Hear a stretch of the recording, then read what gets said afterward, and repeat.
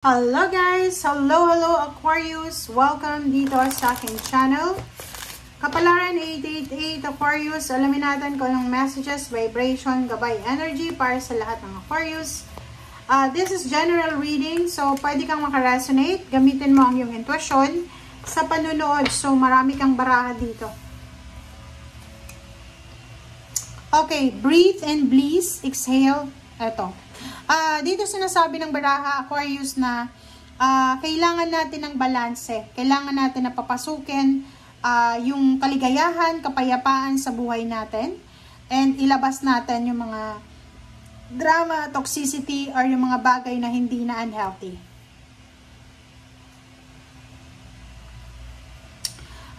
Practice feng shui, create a sacred space. So, dito sinasabi ng baraha sa'yo na kailangan mo daw na mag-practice ng feng shui or posibleng mag-pray ka, mag-reflect ka, magsimba ka, maglagay ka ng sacred place sa bahay mo para sa pagpe-pray, like prayer room, prayer table, prayer corner, parang ganun. So, everyday ka makapag-manifest.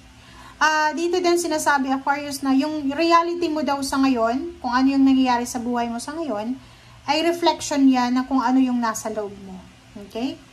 And next is, align your intention with action. So, dito maganda to. Kasi sinasabi sa'yo dito na kailangan mong i-align yung mga manifestation sa action mo. Huwag tayong mag-focus sa mga unrealistic dreams and hopes natin. Yung mga manifestation natin, isulat mo yan, tapos ilagay mo sa katabi niyan. Kaya ko ba itong gawin? Kung hindi mo kaya, ilagay mo sa ilalim, set aside mo muna. I-align mo muna yung intention mo doon sa mga bagay na pwede mong magawa. Okay?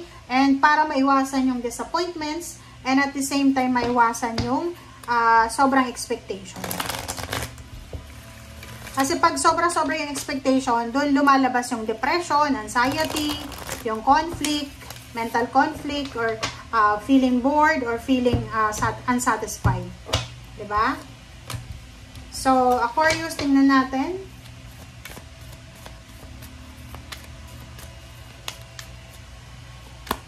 Okay, third eye chakra.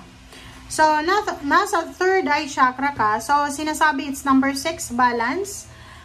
Dito sinasabi sa'yo ng baraha, Aquarius, na yon talagang i-align mo yung intention mo sa action mo. Okay? Kailangan mong hanapin yung clarity. Kailangan mong hanapin yung liwanag. Yung liwanag ba, kung saan ka pwedeng pumunta. Hindi lahat ng gusto mo ay pwedeng mong puntahan, gawin. Make sure na inaalam natin yon. Alamin natin, hanapin natin yung katahimikan, hanapin natin yung contentment sa kung ano yung gusto natin. And if you're waiting, diba, kung naghihintay ka, like marami kang gustong gawin pero hindi mo pa magawa sa ngayon, sinasabi ng number 2 and 6 na yan na kailangan mong maging kalmado, kalmain mo yung sarili mo, and at the same time, matuto tayong magpahinga, matuto tayong maghintay, matuto tayong maglagay ng, like for example, time frame para sa sarili natin na, ay, hindi ako magdedesisyon ngayon. Bukas na ako magdedesisyon. Magpapahinga muna ako sa ngayon. Parang ganun. Okay? Okay.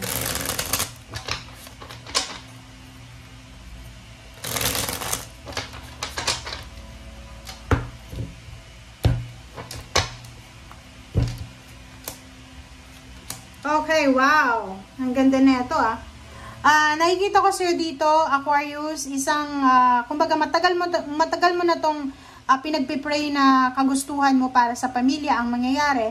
Unang-una, siguro hindi ka mabuntis kung babae kang Aquarius, or pwedeng lalaki ka, hindi ka makabuntis-buntis. Pumunta ka na sa doktor, pumunta na kayo sa doktor, pero wala namang problem. So, siguro, dahil sa sobrang prayers nyo, eto na, yung mga nahang na kagustuhan nyo sa pamilya ay posibleng matuloy na.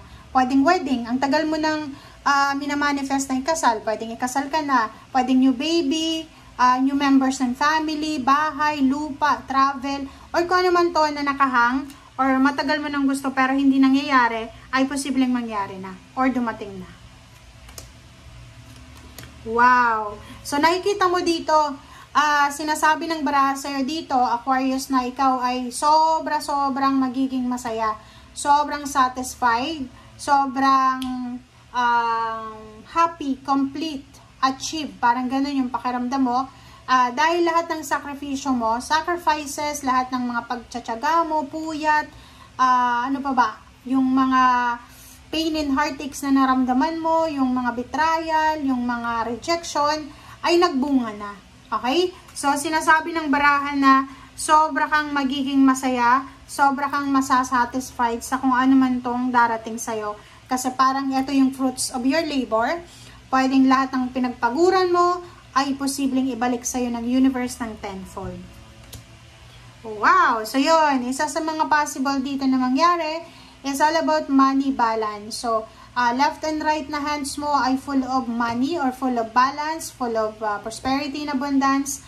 Sinasabi na may pagkakataon ka na para makapag-share ng iyong resources, ng iyong money, or may pagkakataon na para makatanggap ka ng regalo or ng kung ano man na blessings from someone else.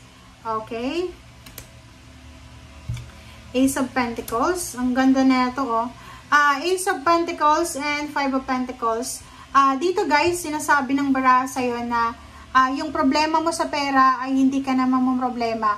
Kung may sakit sa pamilya, like yung parents mo, may mga sakit sila, dito sinasabi na posibleng parang ma-overcome mo na siya. Kasi ang Ace of Pentacles, all about opening siya.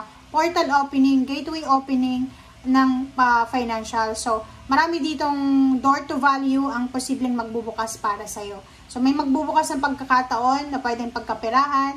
It's either long distance or nasa local lang na trabaho. Or posibleng yung opportunity na to ay siya yung maging rason para matapos na yung mga paghihirap mo sa usaping pinansyal. Okay. Next card, relationship. Ayun, so isa sa mga possible na wini-wish mo is yung wedding.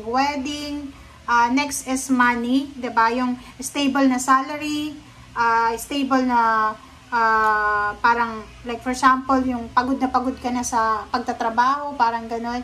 And posibleng makuha mo na yung promotion, salary increase, and makapagpahinga ka na sa pag-iisip kung saan ka kukuha ng pera.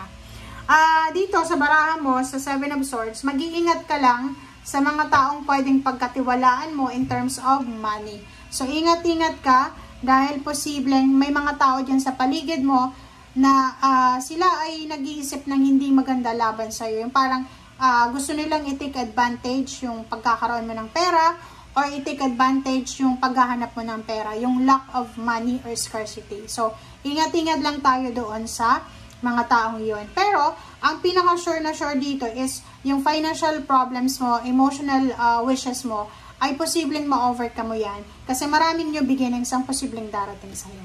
Okay? Thank you guys. Bye!